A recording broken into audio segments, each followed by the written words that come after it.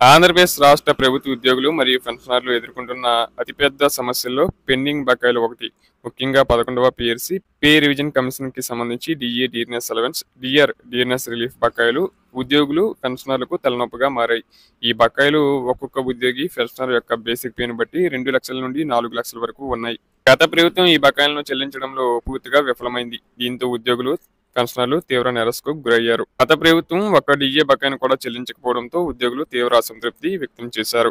ఈ నేపథ్యంలో ఎన్నికల ప్రచారంలో భాగంగా టీడీపీ కూటమి ప్రభుత్వం డీఏలు, పీఆర్సీ అమలు చేస్తామని, పెండింగ్ బకాయిలు చెల్లిస్తామని హామీ ఇచ్చింది. దీంతో ఉద్యోగులు, పెన్షనర్లు కొత్త ప్రభుత్వంపై భారీ ఆశలు పెట్టుకున్నారు. ఇక రెండవ అతిపెద్ద అంశం 12వ పీఆర్సీ. 11వ పీఆర్సీ గడువు 2023 జూలైతో ముగిసింది. 12వ పీఆర్సీ కోసం 2023లోనే కమిటీ వేసినప్పటికీ ఎంతవరకు నివేదిక రాలేదు. Commission chairman CS Manmohan Singh వ్యక్తిగత కారణాల వల్ల పదవి నుండి తప్పుకోవడంతో నివేదిక ఆలస్యమైంది. కొన్ని ఉద్యోగ సంఘాలు ఇచ్చిన గడువు పూర్తయినందున విచారణ లేకుండానే పీఆర్సీని అమలు చేయాలని డిమాండ్ చేస్తున్నాయి. అలాగే 12వ పీఆర్సీ అమలు ఆలస్యమైతే ఉద్యోగులు, పెన్షనర్లు భారీగా నష్టపోతారని ఆవేదన వ్యక్తం చేస్తున్నారు.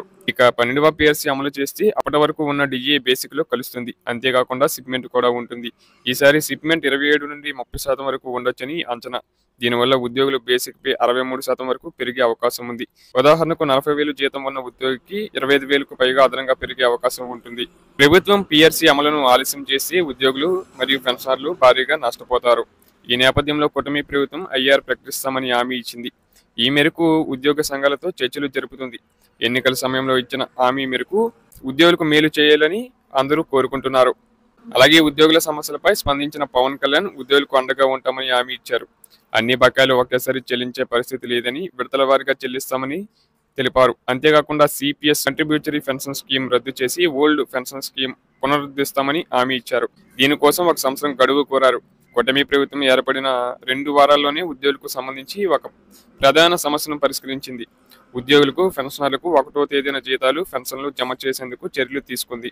ఇది ఎన్నికల సమయంలో ఇచ్చిన హామీల్లో ఒకటి. అలాగే 12వ పీఆర్సీతో పాటు ఏపీజీఎల్ఐ రుణాలు, PF, earn leave surrender, TA, travel బిల్లులు వంటి అనేక ఇతర బకాయిలు కూడా ఉద్యోగులకు రావాల్సి ఉంది. ఈ బకాయిలు చెల్లించకపోవడంతో ఉద్యోగులు తీవ్ర ఇబ్బందులు పడుతున్నారు. ఈ సమస్యను పరిష్కరించాలని ఉద్యోగ సంఘాలు ప్రభుత్వాన్ని కోరుతున్నాయి. ప్రస్తుతానికి కూటమి ప్రభుత్వం ఉద్యోగులకు ఐఆర్ ప్రకటించే అవకాశం ఉంది. పీఆర్సీ అమలు, ఇతర బకాయిలు చెల్లించే ప్రక్రియ తర్వాత ప్రారంభమయ్యే అవకాశం ఉంది. ఉద్యోగులు, పెన్షనర్లు తమ సమస్యలు పరిష్కారం అవుతాయని ఆశిస్తున్నారు. కొత్త ప్రభుత్వం ఉద్యోగుల సమస్యలను సానుకూలంగా పరిష్కరిస్తుందని అందరూ ఎదురుచూస్తున్నారు.